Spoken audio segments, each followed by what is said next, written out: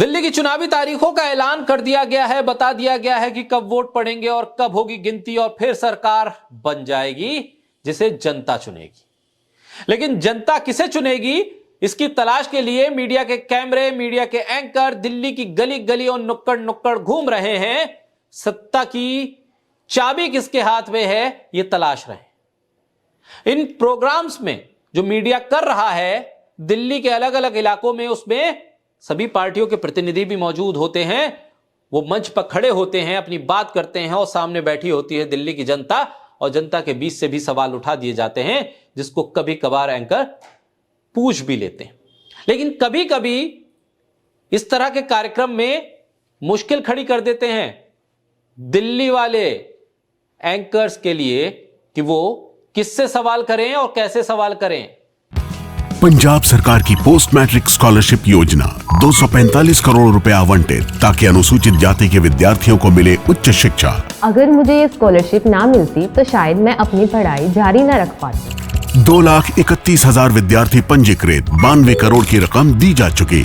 मैं AI/ML हमेशा से पढ़ना चाहता था। अगर स्कॉलरशिप नहीं होती तो मैं कभी भी एडमिशन नहीं ले पाता ऐसे कोर्स में। मुख्यमंत्री भगवंत सिंह मान की कोशिशों से पंजाब बन रहा है रंगला पंजाब। दरअसल हुआ क्या, गोदी मीडिया, सत्ता समर्पित दिल्ली का मीडिया, वो लगातार इस कोशिश पे है कि वो इस पूरे चुनाव को आम आदमी पार्टी के खिलाफ एंटी इनकम्बेंसी दिखाते हुए चुनाव की कवरेज करे और दिल्ली में 26 साल का सूखा बीजेपी खत्म कर रही है, इस बात को एस्टैब्लिश कर सके।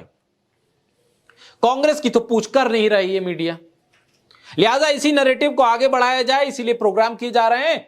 चुन चुन कर लोगों के बीच पहुंच कर सवाल किया जा रहा है और कोशिश ये होती है कि कुछ प्रो बीजेपी क्वेश्चंस मिल जाएं, प्रो बीजेपी लोग मिल जाएं जो सवाल करें। लेकिन जब कोई ऐसा व्यक्ति इन न्यूज एंकर्स को मिल जाता है जो बीजेपी के ऊपर ऐसा सवाल दागे जो किसी हैंड ग्रेनेड से कम ना हो, तब एंकर भी मुंह ताकते रह जाते हैं और पूरी की पूरी गेंद उठाकर बीजेपी के प्रवक्ता के पायदान पर डाल देते।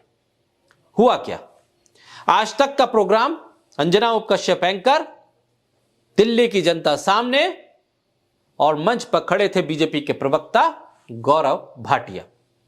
अंजना उप कश्यप उस भीड़ में माइक लेकर दौड़ रही थी और पूछ रही थी लोगों से सवाल। तभी एक व्यक्ति खड़ा होता है, एक नौजवान खड़ा होता है और वो बताता है कि कैसे दिल्ली में काम हो रहा है और कैसे बीजेपी काम कर रही है, प्रधानमंत्री मोदी की छवि क्या है और प्रधानमंत्री मोदी की छवि के आसरे कैसे पूरे देश में बीजेपी छा रही है। हर राज्य में जहां चुनाव हो रहे हैं बीजेपी सत्ता में आ रही है, केंद्र में बीजेपी सत्ता में आ गई। वो एक सवाल करता है और सवाल करते करते जवाब भी देता है। वो कहता है बीजेपी के प्रवक्ता गौरव भाटिया से कि दिल्ली में बीजेपी कैसे सत्ता में आएगी उसका फार्मूला है उसके पास, उसका पूरा का पूरा फार्मूला उसने तैयार कर लिया है। और अगर बीजेपी चाहे तो वो फार्मूला वो बीजेपी को फ्री में दे देगा। बीजेपी को वो फार्मूला तो चाहिए कि वो 26 साल के बाद दिल्ली की सत्ता में आए, इसलिए हर कोई चौंक गया था, हर कोई हैरान था और अंजना ओम कश्यप का इंटरेस्ट भी बढ़ रहा था। वो जानना चाहती थी कि बीजेपी कैसे सत्ता में आएगी। उन्हें लगा कि ये कोई बीजेपी का समर्थक है जो बीजेपी के बारे में अच्छी राय बताने जा रहा है, ये बताने जा रहा है कि बीजेपी सत्ता के कितने करीब है और कैसे और करीब आ सकती है। उन्होंने भी कुरेदना शुरू किया कि बताइए फिर कैसे बीजेपी सत्ता में आए, उसका जो फार्मूला आपके पास है वो बता दीजिए, क्योंकि सामने गौरव भाटिया खड़े हैं। उस शख्स ने गुगली फेंक दी। उस शख्स ने कहा यह तभी हो सकता है कि बीजेपी सत्ता में आ जाए और यह तभी हो सकता है कि प्रधानमंत्री नरेंद्र मोदी की अपील पर लोग बीजेपी को वोट कर दें। यह तभी हो सकता है जब खुद प्रधानमंत्री मोदी आम आदमी पार्टी को ज्वाइन कर ले। बस यह कहना था कि पूरे मंच पर, पूरे प्रोग्राम में सन्नाटा सा छा गया। अंजना उप कश्यप का मुंह देखने लायक और गौरव भाटिया तो भौचक्के रह गए। जवाब दे तो दे क्या, और अंजना उप कश्यप ने अपनी तरफ से कैमरा हटाकर गौरव भाटिया की तरफ शिफ्ट करवा दिया। कह दिया कि भाई ये ऐसा जवाब दिया है, इसका जवाब मेरे पास नहीं है, अब गौरव भाटिया जाने। उस शख्स ने कह दिया कि आप प्रधानमंत्री नरेंद्र मोदी को आम आदमी पार्टी ज्वाइन करवा दीजिए, आप दिल्ली की सत्ता जीत जाएंगे।